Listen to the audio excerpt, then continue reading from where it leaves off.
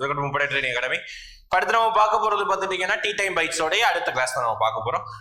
Already வந்து நம்ம என்னுடைய பாட்டுல சொல்லியிருந்தேன், சிந்து சமவெளி நாகரிகத்துடைய 6th சிந்து சமவெளி நாகரிகத்துடைய பாதி பாட்டு நம்ம பார்த்துருந்தோம். கடைசி நம்ம எது முடிச்சிருந்தோம் அப்படி பார்த்தீங்கன்னா அந்த ஒரு நடன மாங்கையோடைய சிறையை வச்சு நம்ம முடிச்சிருந்தோம். மொகஞ்சந்திரம் கிடைச்சது சொல்லியிருந்தோம். இதுக்கப்புறம் நம்ம வரக்கூடிய எல்லா சீரியஸ்லையும் அதாவது ப்ரீவியஸ் டீ டைம் பைட்ஸ்ல நம்ம என்ன நடத்துறோமோ அதுல இருந்து 2 கேள்வி கேட்கிறோம் சொல்லியிருந்தோம். ஓகே, அதற்கான கேள்வி தான். ஃபர்ஸ்ட் கேள்வி என்ன அப்படி பார்த்தீங்கன்னா, அதாவது ஆர்கியாலஜிக்கல் சர்வே ஆஃப் இந்தியா, அதாவது இந்திய தொல்லியல் துறை எந்த ஆண்டு உருவாக்கப்பட்டது, அதை உருவாக்கியவர் யார், இது ஒரு கொஸ்டின். அடுத்து சிந்து சமவெளி நாகரிகத்தின் முன்னோடி யார். ஓகே, சிந்து சமவெளி நாகரிகத்தின் முன்னோடி எந்த நகரம் அப்படின்னு நம்ம இன்னொரு கொஸ்டின். ஓகே, 2 கொஸ்டின்ஸ்க்கும் ஆன்சர் தெரிஞ்சு கமெண்ட் பண்ணுங்க. ஆன்சர் தெரியாதவங்க பழைய வீடியோ பாருங்க, பார்த்தாலும் ஜஸ்ட் பார்த்தாலே நம்ம வந்து அதை தெரிஞ்சுக்கலாம். ஓகேவா, அடுத்து பார்க்க போறோம் அதோட கண்டினியூஷன் நம்ம பார்க்க போறோம். அடுத்து பாருங்க, உங்களுக்கு தெரியுமா வந்து KVT அப்படி சொல்றாங்க, கொற்கை வஞ்சி தொண்டி வளாகம். KVT, கொற்கை வஞ்சி தொண்டி வளாகம். பாகிஸ்தானில் இன்றும் கொற்கை வஞ்சி தொண்டி மத்திரை உரை கூடல்கர் என்ற பெயர் கொண்ட இடங்கள் உள்ளன. கொற்கை பூம்புகார் போன்ற சங்ககால நகரங்கள் மற்றும் துறைமுகங்களின் பெயர்களுடன் உள்ள இடங்களில் ஆப்கானிஸ்தானில் உள்ளன.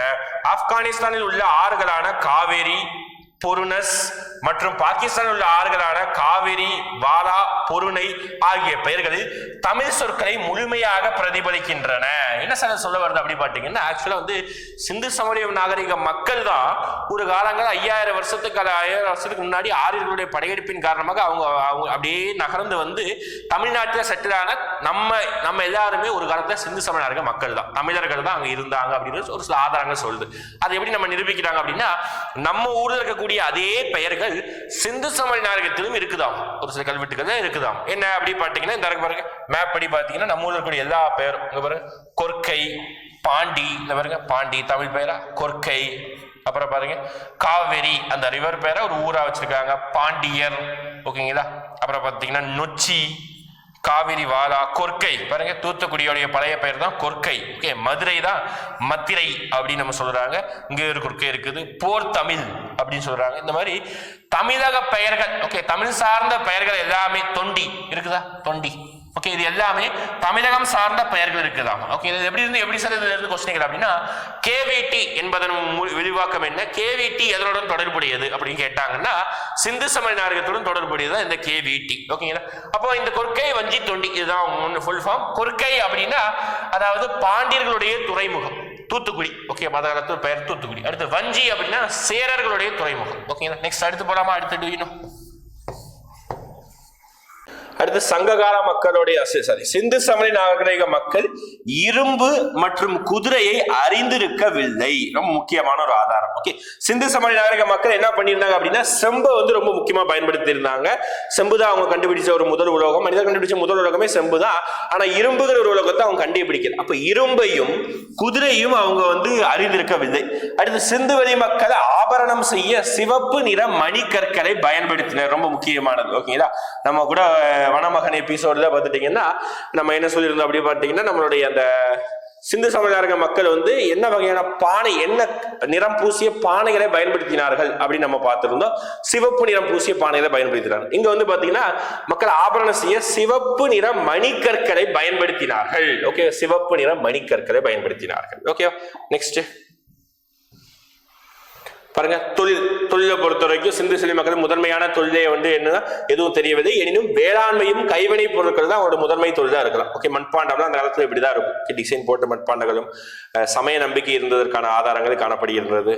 ஓகேங்களா, கலைத்திறன் அந்த காலங்களில் வந்து பொம்மைகள் தான் எப்படி இருந்ததாமா. ஓகேங்களா, நெக்ஸ்ட் இங்க பாருங்க, முதல் எழுத்து வடிவம், அதாவது சிந்து சமவெளி நாகரிகத்தோட எழுத்து வடிவம் எப்படி இருக்குது நம்ம தெரிஞ்சுட்டு நான் இந்த கதையை சொல்ல வரேன். சிந்து சமவெளி நாகரிகத்தோட எழுத்து வடிவம் எப்படி இருக்கும் அப்படி பார்த்தீங்கன்னா, பொம்மை மாதிரி வரைஞ்சிருப்பாங்க. இந்த மாதிரி மீன்னா இப்படி குறிக்கிறதையும், மனிதன் படத்துக்கு இப்படி குறிக்கிறதையும், ஓகேங்களா, அவரை பார்த்தீங்கன்னா ஆடுக்கு இப்படி வரைகிறதையும், ஓகேங்களா, இந்த மாதிரி தான் ஆக்சுவலா வந்து ரெப்ரசன்ட் பண்ணியிருந்தாங்க. இந்த மாதிரி வந்து ஒவ்வொரு விஷயத்தையும் அதை வந்து ஒரு குறியீடா வந்து அங்கீகரிச்சிருந்தாங்க. இப்போ என்ன அப்படி பார்த்தீங்கன்னா, இப்போ இந்த சிந்து சமவெளி நாகரிகத்தோட எழுத்து முறை என்ன அப்படி பார்த்தீங்கன்னா சித்திர எழுத்து முறை அப்படின்னு சொல்லுவாங்க. Pictographic representation. அது எப்படி எழுத ஆரம்பிப்பாங்க, அது ஒரு வகையான கொஸ்டின். ஏன்னா எப்படி எழுத ஆரம்பிப்பாங்க அப்படி பார்த்துக்கிட்டீங்கன்னா, அதாவது நம்ம எழுதுறது இடதிலிருந்து வலதுபுறமாக, ஆனா அவங்க எழுதுறது வலதிலிருந்து இடதுபுறமாகவும் பின்பு இடதிலிருந்து வலதுபுறமாகவும் பின்பு வலதிலிருந்து இடதுபுறமாகவும் சிக்ஸாகா எழுத முடிப்பாங்க. ஓகேங்களா, இதுதான் ஆக்சுவலா வந்து பாத்தீங்கன்னா எழுத ஆரம்பிப்பது எழுத முடிப்பது. ஓகேங்களா, ஆக்சுவலா இதுதான் வந்து பாத்தீங்கன்னா இவங்களுடைய எழுத்து வடிவ முறையாக சிந்து சமண மக்களுடைய எழுத்து வடிவமா இருந்து எழுத்து வடிவம் இருந்தது. ஆனா அந்த எழுத்து வடிவத்தை இன்னமும் நம்ம வரலாற்று அறிஞர்களால் இன்னமும் நம்மளால் புரிந்து கொள்ள முடியவில்லை. அது ஒரு முக்கியமான பாயிண்ட். பாருங்க, முதல் எழுத்து வடிவம் சுமேரியர்களால் உருவாக்கப்பட்டது. சுமேரியர்கள் அந்த காலத்தை சேர்ந்த ஒரு பழங்கால ஒரு மக்கள் தான். இவங்க தான் வந்து உலகத்திலேயே முதலாக எழுத்து வடிவம் இவர்களால் தான் உருவாக்கப்பட்டது. ஓகேங்களா, கதிரியக்க கார்பன் வயது கணிப்பு முறை தொல்லியல் ஆய்வாளர்களுக்கென தரப்படுத்தப்பட்ட முறையாகும். அதாவது ஒரு பொருளை வந்து இவ்வளவு வருஷம் பழமையானது, நம்ம சிந்து சமணர்கள் இவ்வளவு வருஷம் பழமையானது நம்ம எப்படி சொல்றோம் அப்படி பார்த்தீங்கன்னா அதுக்குன்னு ஒரு ஆட்டம் இருக்கு. அதுதான் வந்து கார்பன் அணு அப்படின்னு சொல்லுவாங்க, C14. இந்த கார்பன் அணுவை பயன்படுத்தி தான் நம்ம என்ன கண்டுபிடிக்கிறோம் அப்படின்னா ஒரு பொருள் இவ்வளவு வருஷம் பழமையானது, ஒரு பொருள் இவ்வளவு இது பழமையானது அப்படின்னு நம்ம சொல்லிட்டு சொல்றோம். ஓகேங்களா, அதனாலதான் ஆக்சுவலா வந்து நம்ம சொல்றோம். அப்ப அதுக்கு பயன்படக்கூடிய ஒரு அணு என்ன கேட்டாங்கன்னா கார்பன் 14. ஓகேங்களா, நெக்ஸ்ட்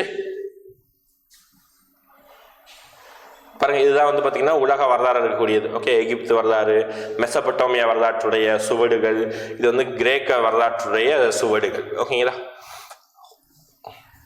ஓகே முடிஞ்சது. இந்த இதோட நம்ம இந்த டூயினோட நம்மளுடைய சிந்து சமண பாட்டு முடிஞ்சது. சிந்து சமவெளி நாகரிகம் வந்து நம்ம டெப்தா நம்ம வனமகனுடைய டெஸ்ட் சீரியஸ்ல ஃபர்ஸ்ட் டெஸ்டாவே நம்ம என்ன பண்ணிருப்போம் அப்படின்னு பாத்தீங்கன்னா அது வந்து சிந்து சமவெளி நாகரிகம் அப்படிதான் நம்ம போட்டிருப்போம். அதுல இருந்து ஒரு 20 கொஸ்டின்ஸ் நம்ம டெப்தா கொடுத்துருப்போம். அதை முடிஞ்சா அதை நீங்க வந்து நம்மளுடைய சேனல்ல பாருங்க, நல்ல ஒரு யூஸ்ஃபுல்லா இருக்கும். ஒரு டாபிக்ல இருந்து ஃபுல் ஃபிளெஜ்டா நம்ம 20 கொஸ்டின்ஸ் போடுறோம். ஓகேங்களா, தேங்க்யூ. நெக்ஸ்ட் கிளாஸ் சந்திக்கலாம்.